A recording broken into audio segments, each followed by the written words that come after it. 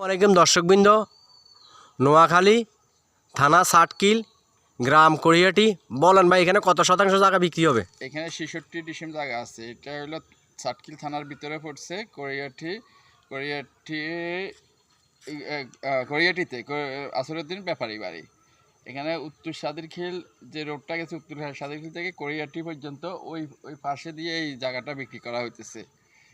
অনেক এখানে খুব ভালো একটা বাড়ি হবে। এখন মোটামুটি আপনার সৌন্দর্য একটা হবে, এখানে পেজটা হবে।